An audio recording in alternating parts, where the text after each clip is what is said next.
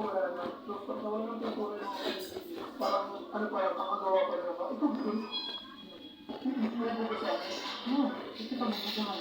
Parang may luwagin sa akin. Hindi, nakakita ka ba sa akin natin? Hindi ko sa parang yan. Parang may ganito. Wala. Baka dito ka ba?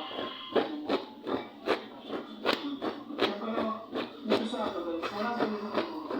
Kung para sa ibang palapag ay dito sa rooftop ay napakapayapa ng pakiramdam. Actually, ang relaxing dito. Ang naghinga ka naman ako dito. Oo. Hindi yung mahangin. Dito nakakahinga ako. Ano pa kayo mo dito, Master Dela? Parang nakahinga ka talaga ako. Normal. Okay ako dito. Sa masasabi ko lang sa mga pipes na iba. Pinahimisi ko yung mga ibang noises. Yung mga pipes na parang hinatingin lagi sa'yo. Hindi ma-emphasize sa video pero napapansin ko rin. Napapansin mo rin yun na parang lagi nila nanonood sa'yo. Hindi na mamasin. Sabi ko yung harap na yan. Yan mo ito ngayon. Oo, yung harap na ito. Rooftop to, di ba?